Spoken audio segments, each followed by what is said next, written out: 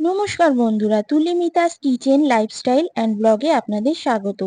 আজ এনেছি মূলো দিয়ে অড়হর ডালের রেসিপি। এর জন্য লাগবে মূলো, অড়হর ডাল, ধনেপাতা, টমেটো, কাঁচা লঙ্কা। প্রথমে আমরা অড়হর ডালটাকে ভালো করে ধুয়ে সেদ্ধ করে নেব। আমাদের ডালটা খুব ভালোভাবে সেদ্ধ হয়ে গেছে। এছাড়া যা লাগবে তা হলো ফোড়নে গোটা জিরে, তেজপাতা, শুকনো লঙ্কা, ধনেপাতা, মূলো, টমেটো এবং কাঁচা লঙ্কা খুব ভালোভাবে ধুয়ে কেটে নিয়েছি। মশলাতে লাগবে নুন, চিনি, হলুদ গুঁড়ো। রান্নাটা আমরা পুরো সাদা তেলে করব এবং নামানোর আগে বাটার দিয়ে দেবো। আমাদের ডালটা খুব ভালোভাবে সিদ্ধ হয়ে গেছে। প্রথমে আমরা গ্যাস অন করে কড়াইটা বসিয়ে কড়াইটা ভালোভাবে গরম করে তাতে রিফাইন অয়েল দিয়ে দেবো।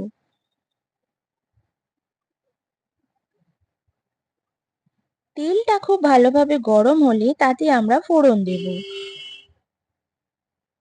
গোটা জিরে, শুকনো লঙ্কা এবং তেজপাতা।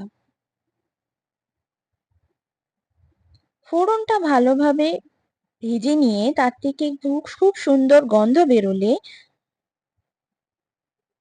তাতে আমরা টমেটো এবং মূলো দিয়ে খুব ভালোভাবে ভেজে নেব।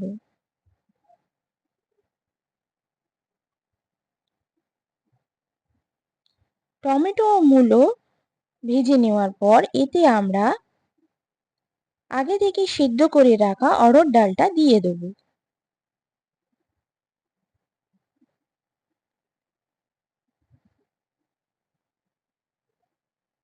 তারপর এতে পরিমাণ মতন জল অ্যাড করব। এরপর ডালটাকে আমরা ফুটতে দেব। তাতে আমরা গোটা কাঁচা লঙ্কা দিয়ে দেব। ডালটা ততক্ষণ আমরা ফোটাবো যতক্ষণ না মূলোগুলো ভালোভাবে সিদ্ধ হচ্ছে। এরপর এতে একে একে নুন, হলুদ গুঁড়ো, চিনি দিয়ে ভালোভাবে ডালটাকে আমরা ফুটিয়ে নেব। ডালটা যখন ভালোভাবে ফুটে যাবে এবং মূলোও ভালোভাবে সেদ্ধ হয়ে যাবে তখন এতে আমরা বাটার দিয়ে দেব। বাটার দিয়ে আরো খানিকটা ডাল আমরা ফুটিয়ে নেব।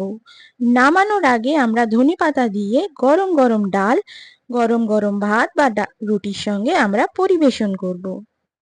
আপনাদের যদি মূলো দিয়ে অড়হর ডালের রেসিপি ভালো লেগে থাকে কমেন্টে আমাকে জানাবেন, লাইক করবেন, শেয়ার করবেন এবং সাবস্ক্রাইব করবেন। পাশে থাকা বেল আইকনটা প্রেস করে দেবেন নতুন রান্নার নোটিফিকেশনের জন্য। নমস্কার বন্ধুরা, আজ তাহলে আসি।